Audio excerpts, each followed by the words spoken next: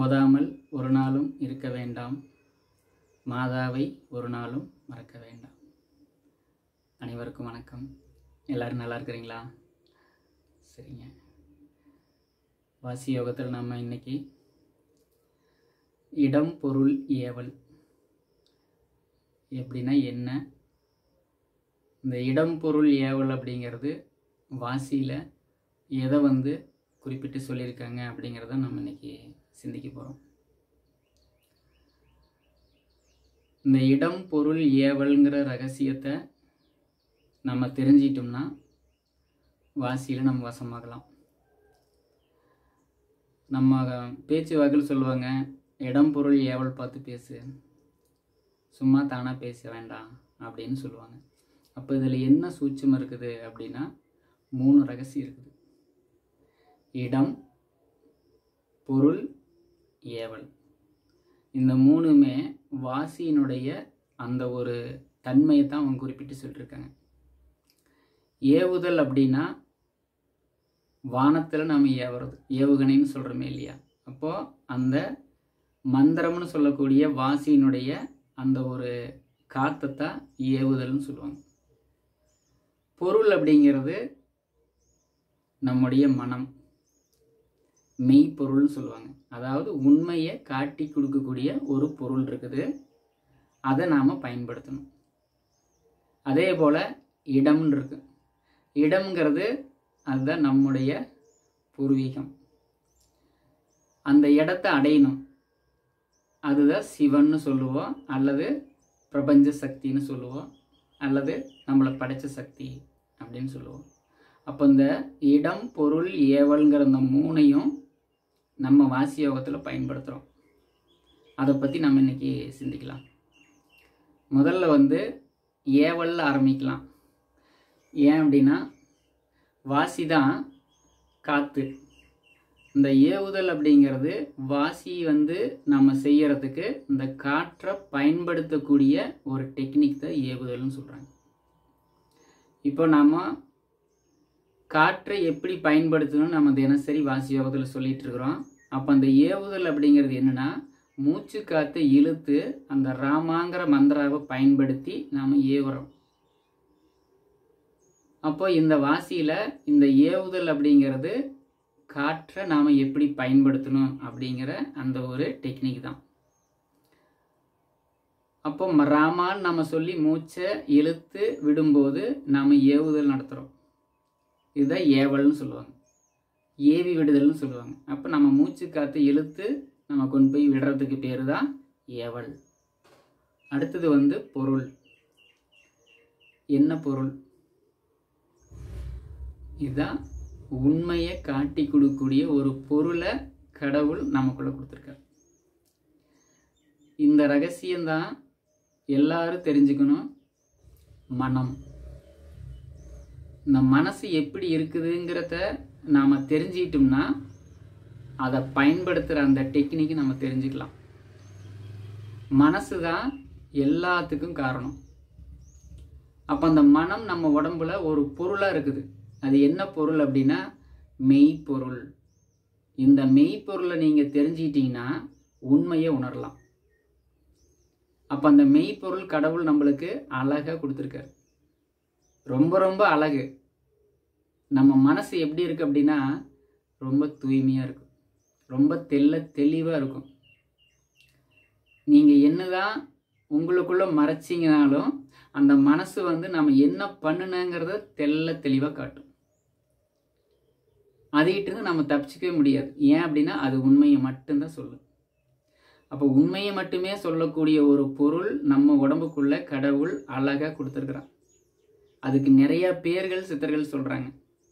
வாழைத்தாயின்னு சொல்லுவாங்க, குரு மணின்னு சொல்லுவாங்க, வழிகாட்டின்னு சொல்லுவாங்க, மெய்ப்பொருள்னு சொல்லுவாங்க, விநாயக பெருமான்னு சொல்லுவாங்க, முருகப்பெருமான்னு சொல்லுவாங்க, விஷ்ணு அல்லது கிருஷ்ணான்னு சொல்லுவாங்க, மாயக்கண்ணன்னு சொல்லுவாங்க. அப்போ இவ்வளவு ரகசியமும் அந்த ஒரு பொருள் தான். அந்த பொருள் மனமாக இருக்குது அப்படிங்கிறது தெரிஞ்சுதான் அதுக்கு பேரே மனக்கண். மனக்காது, மனமூக்கு, மனநாக்குன்னு சொல்ல மனக்கண். அப்போ மனம்னா கண்மணி, அதுதான் அந்த பாவை, அந்த பொட்டு, இதுதாங்க மெய்ப்பொருள். வாசி யோகத்தில் இந்த மெய்ப்பொருளை நம்ம பயன்படுத்தணும். இது 2வது ரகசியம். 3வது ரகசியம் வந்து இடம். இடம் தெரிஞ்சால் தானே நம்ம ஏவ முடியும். அந்த இடம் எங்கே போய் நாம் சேர்த்துணுமோ அந்த வாசியை, அந்த இடத்த தெரிஞ்சிருக்கணும். அப்போ அந்த இடம்தான் நம்முடைய சிவன் அமைஞ்சிருக்கக்கூடிய இடம். அதாவது திரு அண்ணாமலைன்னு சொல்கிறோமே இல்லையா, திரு அண்ணாமலை எதனுடைய ஸ்தலம்? அக்னி ஸ்தலம். அப்போ நெருப்பினுடைய அம்சமாக நம்ம உடம்புக்குள்ள ஒரு இடம் வந்து இருக்குது. அங்கே தான் லிங்கம்னு சொல்லக்கூடிய அந்த சிவசக்தி வந்து அங்கே இருக்கு. அதுதான் சிறுநாக்கு, அண்ணாக்குன்னு சொல்லுவாங்க. திரு அண்ணாமலை, மதிப்புடைய அண்ணாமலையார். அப்போ அவர்கிட்ட தான் நம்ம போய் சேரணும். இந்த பரம்பொருள், இந்த வெட்ட வெளியே இருக்கக்கூடியது சிவம். அப்போ அந்த பரம்பொருளோட இணையறதுக்கு உண்டான அந்த ஒரு இடம்தான் நம்ம சொல்லக்கூடிய இந்த இடம் பொருள் ஏவல்னு சொல்கிறாங்க. அப்போ வாசி யோகத்தில் நம்ம இந்த 3ஐயும் தான் நம்ம பயன்படுத்துகிறோம். அப்போது முதல்ல ஏவுதலாக இருக்கக்கூடிய அந்த வாசி, அந்த மாங்கிற மந்திராவை நம்ம ஏவுறோம். அதுக்கு மனம்னு சொல்லக்கூடிய அந்த கண்மணி தான் நம்ம கர்மாவை எல்லாமே புதுசாக பதிவு வச்சிட்டு இருக்குது. இப்போ மனசு அப்படிங்கிறது இந்த கண்மணி தாங்கிறத முதல்ல நம்ம தெளிவாக உணரணும். பார்க்குது, அதுக்கப்புறம் தான் அது எண்ணமாக உருவாகுது. கண்ணுக்கு எதுவுமே அகப்படலைன்னா மனசு என்ன சொல்லுது? ஒன்றுமே இல்லைன்னு சொல்லுது. அப்போ பார்க்குற பொருள் மட்டுமே பார்த்து பழகி பதிவாக வச்சிருக்கிற இந்த கண்மணிக்கு சுத்த வெளிக்குள்ளதான் எல்லாமே இருக்குது அப்படிங்கிறத இது தெரிஞ்சுக்கல.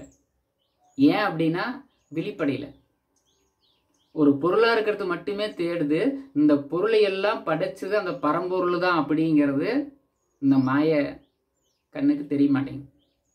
அப்போ என்ன அர்த்தம்னா, நம்ம வந்த நோக்கத்தை மறந்துட்டு கண்ணில் படுறதையெல்லாம் நம்பி நம்ம போயிட்டுருக்கிறோம். பாடலில் சொல்கிற மாதிரி கண் போன போக்கிலே கால் போகலாமா. அப்போ இந்த கண்ணு போகிற போக்கெல்லாம் நம்ம போயிட்டே இருக்கிறதுனால மாயையில் சிக்கி வினையை நிறைய நம்ம சேமித்து அது வினை நோயா கர்மாவா பல ஜென்மமாக நம்ம அந்த பதிவில் இருக்கிறோம். அப்போ இந்த வினையை நீக்கிறதுக்கு இதுதான் விநாயகம். வினை ப்ளஸ் அகம், விநாயகம். அகம்னா மனம். மனமாக எது இருக்குன்னா இந்த வினையெல்லாம் பார்த்து பதிய வைக்கக்கூடியது இந்த கண்மணி தான். அதுதான் மனம். அதான் மனத்துக்கண் மாசிலநாதல், அனைத்திற்கும் ஆன்ற பெருமை தரும்னு வள்ளுவ பெருமான் சொல்கிறார். அப்போ மனக்கண்ணா இருக்கக்கூடியதை நாம் பிடிக்கணும். இதில் தான் பதிவாகிட்டு இருக்குது. அந்த வினையெல்லாம் கண்ணு மூலமாக தான் பதிவாகுது. நம்ம வாசி யோகத்தில் அதே பொருளை கொண்டு நம்ம அந்த வினையை அகற்றோம். எப்படி முள்ளால் எடுக்கலான்னு சொல்கிறாங்களோ அது மாதிரி எந்த ஒரு பொருளை கொண்டு நம்ம வினையெல்லாம் சேமித்து வச்சோமோ அந்த பொருளை கொண்டு தான் அந்த வினையை அகற்ற முடியும். இந்த கங்கை. என்னுடைய பாவத்தெல்லாம் நான் எங்கே போய் கரைக்கிறது? அழுதா தான் கரையும். அப்போ அழுது என் பாவத்தை கரைச்சேன்னு சொல்கிறது எல்லாமே இந்த கர்ம வினையெல்லாம் இங்கே வந்து கருமையம்னு சொல்லுவாங்க. ரெக்கார்டெல்லாம் அங்கே இருக்குது. அது ஆத்மாவில் போய் பதிவாகும். இதுதான் மூலமாக இருக்குது. இதுதான் ஆத்மாவில் போய் நம்மளுக்கு பதிவாகி நமக்கு சில சிந்தனைகள் வர்றது, நன்மை செய்கிறது, தீய எண்ணங்கள் வர்றது எல்லாமே இந்த பதிவு தான். அப்போ நம்ம வாசியில் நம்ம என்ன பண்ணுறோம்? வெளியே மேலேற்றி பிடிச்சி அந்த கர்மாவை கரைக்கிறோம். கண்ணில் நீர் கசிந்து முத்துப்போல் உதிரன்னு சொல்கிறாங்க. அப்போ என்னென்னா, நீங்கள் வெளியே மேலேற்றி பிடிச்சி இந்த மனசை நீங்கள் கவனிக்கும் பொழுது ஒரு எரிச்சல் ஏற்பட்டு நம்முடைய தேவையில்லாத கர்ம வினையெல்லாம் கரையும். அழுதிங்கன்னா உடம்பு லேசாக இருக்குது. நீங்கள் இது எத்தனை பேர் உணர்ந்துருக்கிறீங்கன்னு தெரில. நம்ம அழுகிறோம், ஆனால் அழுத பின்னாடி பார்த்தா உடம்பு ஒரு ரிலாக்ஸாக இருக்குது. அப்போ அங்கே என்ன சூட்சம் நடந்திருக்குது? அழுகையில் என்ன நடந்திருக்குது? அழுகையில் நம்முடைய தேவையில்லாத கர்மா எல்லாம் வெளியேறுது. அப்போ இந்த வினையை வெளியேற்றுறதுக்கு தான் விநாயகர் பெருமான், அவர் தான் அந்த கண்மணி. அதனால தான் நம்ம கோயிலுக்கு போனால் முதல்ல வந்து விநாயகரை வணங்குறோம். அப்போது இந்த கண்மணின்னு சொல்லக்கூடிய அந்த மெய்ப்பொருளை நாம் பயன்படுத்துகிறோம். இதுதான் மெய்ப்பொருள். இடம்னு சொல்லக்கூடியது லிங்கம். யார் ஒருவர் வந்து அந்த லிங்கத்தை பிடிக்கிறாங்களோ அவங்களுக்கு யமங்கட்டிருந்து தப்பிச்சுக்கலாம். அதாவது நம்முடைய ஆயுளை தள்ளி போடலாம். இப்போ லிங்கத்தை சுற்றி தான் யமன்னு சொல்லக்கூடிய அந்த சளியும் கோலையும் உருவாயிட்டே இருக்கும், வளலைன்னு சொல்லுவாங்க, உருவாயிட்டே இருக்கும். இப்போ லிங்கத்தை அந்த பொருள், அந்த இடம், அந்த பொருள், ஏவல், அந்த மூணையும் பயன்படுத்தும் போது அந்த இடம் வந்து சுத்தமாகும். அதாவது இருப்பிடம்னு சொல்லுவாங்க. சிவனுடைய அந்த ஒரு ஆற்றல் அந்த இடத்துல இருக்குது. நம்ம வினை செய்யறதுனுடைய காரணமா சளியா கோலையா மாறி அங்கே வந்து நம்மளுக்கு நோய்த்தன்மை உருவாகிட்டே இருக்கும். அப்போ அந்த சிறுநாக்குன்னு சொல்லக்கூடிய அதுதான் வந்து இடம், சிவன்னு சொல்லுவோம். அந்த இடத்துல தான் யமன் உருவாகிட்டு இருக்கிறான். நம்ம வாசியில் என்ன பண்ணுறோம், அந்த காற்றை, ராமாங்கிற காற்றை ஓதி ஓதி ஓதி ஓதி அந்த ஹீட்டை ஏற்படுத்தி அந்த லிங்கத்தை சுற்றி இருக்கக்கூடிய அந்த வளலைத்தன்மையை வந்து நம்ம கரைக்கிறோம். இந்த தன்மைக்கு பேர் தான் வாசி யோகம். அப்போ இந்த 3 பொருள்ங்கிறது இந்த 3 வாசியினுடைய சூட்சுமம் தான். இடம், பொருள், ஏவல். இடம்ங்கிறது லிங்கம், பொருள்ங்கிறது மனம், ஏவுதல்ங்கிறது வாசி. இந்த 3ஐயும் ஒரு சேர பயன்படுத்துகிறோம். அப்போ இந்த 3 வகையான தீன்னு சொல்லுவாங்க. இதை காத்து ஏவுதல் ஒரு தீ, உங்களுடைய மெய்ப்பொருள் ஒரு தீ, லிங்கம் ஒரு தீ. அதான் முக்தி. 3 தீயை நம்ம பயன்படுத்தினோம்னா அந்த முக்திங்கிற நிலையை நம்ம அடையலாம். அப்போ எல்லாமே நெருப்பினுடைய அம்சமாக தான் இருக்குது. அப்போ இந்த நெருப்பு ஸ்தலம் தான் கண்கள். இதுதான் வந்து அக்னி சாலைன்னு சொல்லுவாங்க. யாகசாலை, யாககுண்டம், ஓமகுண்டம் எல்லாமே இந்த கண்மணி தான். அப்போ பொருளை நாம் பிடிக்கணும்.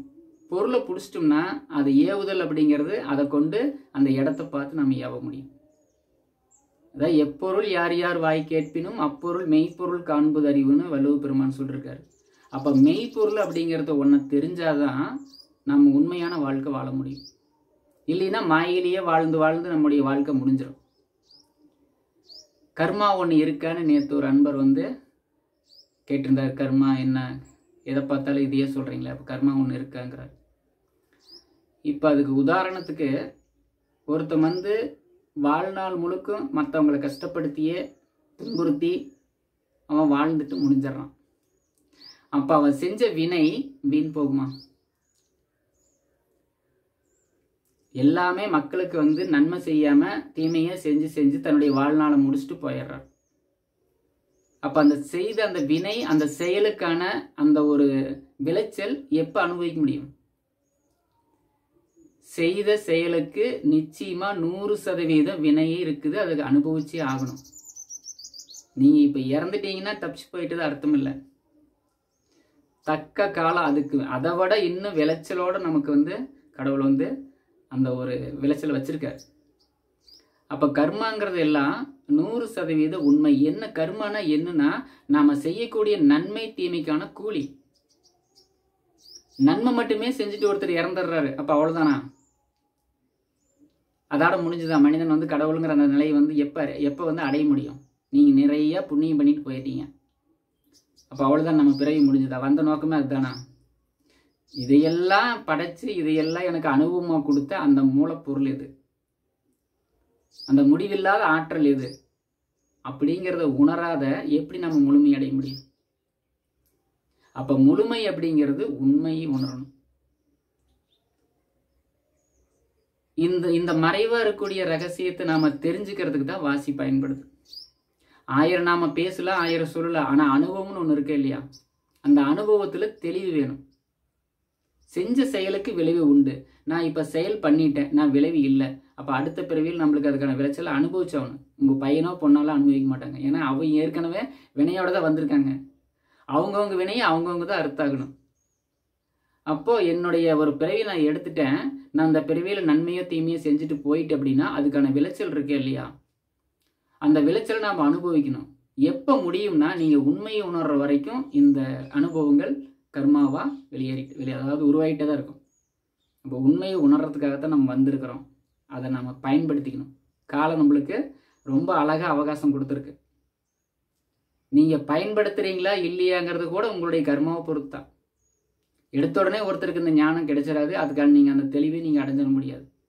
சமீபத்துல எடுத்த ஆத்மாவா இருக்கும், புதுசா இருக்கும். அனுபவம் அதிகமா இருக்கிற ஆத்மா வந்து ஈஸியா அந்த விஷயத்தை புரிஞ்சுக்கும். ரொம்ப சமீப காலமாக தான் ஒரு 10 பிறவி 8 பிறவி தான் எடுத்திருக்குது அப்படின்னா அதுக்கு வந்து ஞானங்கள் கம்மியாக தான் இருக்கும். அது புரிஞ்சுக்கிறதுக்கு கொஞ்சம் டைம் எடுக்கும். ஏன்னா நம்ம மாயிலேயே இருக்கிறோம். கஷ்டப்பட்டு வேதனைப்பட்டு ஒருத்தர் இறக்குறான்னா அனுபவம் நிறையா இருக்கும். அவங்க அடுத்த பிறவியில் இதுக்கான சூட்சுமங்கள் அவங்க பிறக்கும்போதே கிடைக்கும். அதனால் கஷ்டப்பட்டுட்டு இருக்காங்க அப்படின்னால அவங்க வந்து உண்மை தெரியாதுல்ல, அவங்களுக்கு தான் நிறைய அனுபவங்கள் இருக்கும். கடவுள் பக்குவப்படுத்தி வச்சுருக்காரு அவங்கள. அப்போ யாரெல்லாம் கஷ்டப்படுறோமோ, நன்மை செஞ்சு நான் கஷ்டப்பட்டுட்டு இருக்கிறேன்னு என்ன அர்த்தம்? என்னுடைய வினையெல்லாம் நீங்குதுன்னு அர்த்தம். நான் அடுத்த நிலைக்கு தயாராகிறேன்னு அர்த்தம். அந்த கஷ்டத்தை ஏற்றுக்க முடியாமல் கடவுளை நீங்கள் வந்து திட்டுறதோ இல்லை மற்றவங்க மேலே நீங்கள் குற்றங்குறை சொல்கிறீங்களா அப்படின்னா இன்னும் நீங்கள் என்ன காலம் அதை கடக்க வேண்டியது இருக்கும். ஸோ அதனால் வாசிங்கிற அந்த ஒரு ஞானத்தை தினசரி ஒரு 10 நிமிஷம் உட்காருங்க. நமக்காக ஒதுக்குன அந்த நேரத்தை மட்டும் என்னுடைய ஆத்மாவுக்காக, நான் வந்த நோக்கத்தை உணரத்துக்காக, இந்த இயற்கையில் இவ்வளோ பாக்கியங்கள் நான் அனுபவிச்சுட்டு இருக்கிறேனே, அதுக்கு நான் நன்றி கடனை நான் என்ன செய்ய முடியும்? தெரிஞ்சுக்கிறது தான். நான் யார், எதுக்காக வந்திருக்கிறேன், பிறந்த செத்தேங்கிறதுக்காகலாம் மனிதன் வரல. அதுக்காக ஏன் மனிதங்கிற ஒரு அந்தஸ்தில் நம்மளுக்கு இவ்வளோ ஒரு ஞானத்தை கொடுக்கணும்? அப்போ இலக்குன்னு ஒன்று இருக்குது. இலக்கு இல்லாமல் வீணுக்காக யாரையும் கடவுள் படைக்க மாட்டார். நீங்கள் வீணாக போகிறதுக்காக இந்த பூமிக்கு வரல. உங்களுக்குன்னு ஒரு பாதை, உங்களுக்குன்னு ஒரு லட்சியம், உங்களுக்குன்னு ஒரு இலக்கு. எல்லா ஆத்மாவுக்கும் அந்த இலக்குன்னு ஒன்று இருக்குது. அது கடவுள் அடையணும்.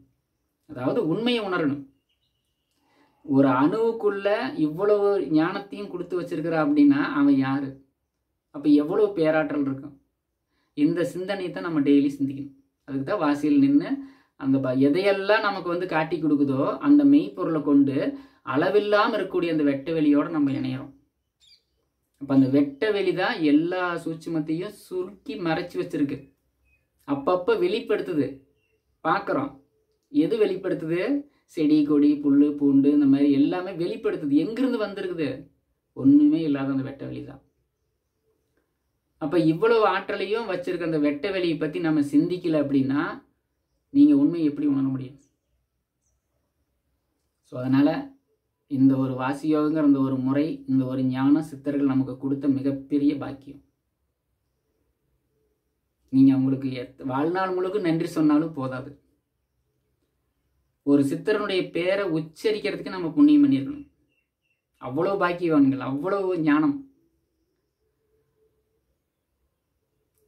5000 வருஷத்துக்கு முன்னாலேயே இந்த வானசாஸ்திரத்தை எழுதி அதில் ஒவ்வொரு கிரகமும் இந்த அலைவரிசையில், இந்த கலரில், இந்த வர்ணத்தில் இங்கே பூமிக்கு வருதுங்கிறது எப்படி அவங்க கண்டுபிடிச்சாங்க?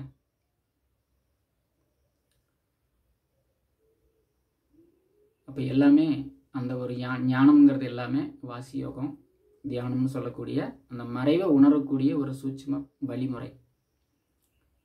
இதுதான் அனுபவம். அப்போ நம்ம வாசி யோகம் பண்ணி தான் அந்த ஞானத்தை அடையணும்.